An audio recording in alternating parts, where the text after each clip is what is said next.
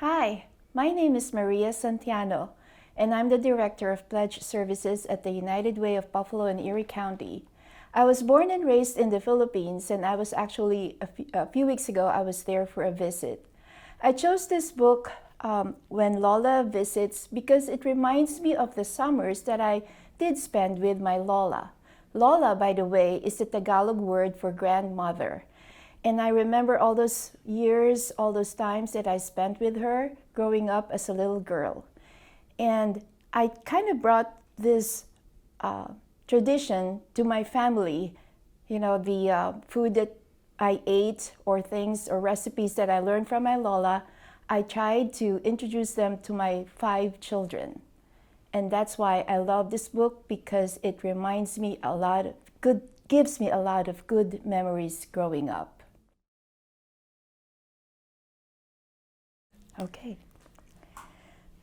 When Lola Visits, a story by Michelle Sterling and art by Aaron Asis. How do I know summer is here?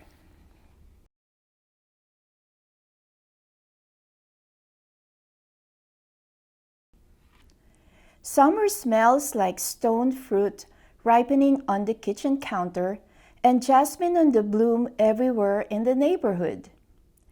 Like my baby brother fingerprinting out on the deck, and like trouble brewing on a day of absolutely nothing to do.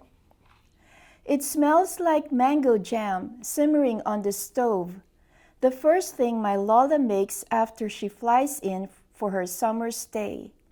It smells like the sampaguita soap she uses, a scent both familiar and far away. Summer smells like a tumble of dried squid, milk candy, and wooden beads as Lola unzips her old leather suitcase. It smells like cassava cake covered with smooth and glossy custard sliding out of the hot oven, as Lola tells us a story about the first time Mom made this cake and confused the sugar with salt. It smells like chlorine from a million swimming lessons at the pool, like blue silence when I'm finally able to float by myself for the first time ever. Summer smells like a freshly opened can of tennis balls to bounce against the side of the house, and gooey sunscreen and salt-soaked swimsuits at the beach. It smells like suman steaming on the stove for afternoon merienda, and tiny red chilies spilling into sizzling sisig as Lola lets me stare, reminding me to scrape the flavorful bits off the bottom of the pan. Summer smells like standing under crisscrosses of tree branches with an apron full of small golden limes, like calamansi pie and fireworks on the 4th of July. It smells like rolling hundreds of lumpia and mixing together pinches of garlic and sharp vinegar, like warm banana leaves being laid onto the table for kamayan.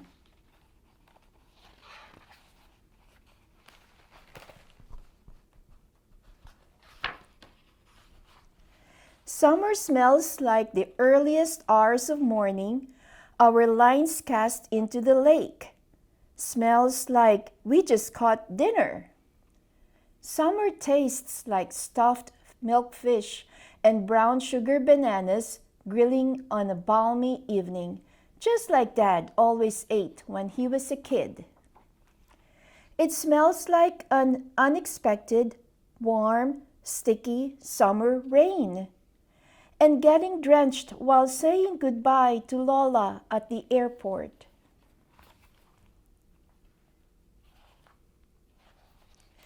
Our house is a little grayer without her soft, sweet singing in Tagalog and Ilocano, and the bitter melon tastes extra bitter in tonight's dinner, not like how Lola makes it at all. It feels like chilly bits of evening blowing through the calamansi trees. Leaves are starting to pile up in the spot where Lola used to sit next to me. Summer smells like a letter to Lola, sealed in a mint-flavored envelope with bubblegum-scented ink, wishing that I had a bowl of her arroz caldo to settle my butterflying stomach. Summer feels like the last golden hour of the day drifting into an indigo night, and it smells like melting cherry ice cream cones as we race our scooters around the block one last time. Until finally, it smells like freshly sharpened pencils, a stiff new backpack, and the last sweet bits of summer in Lola's mango jam. The end.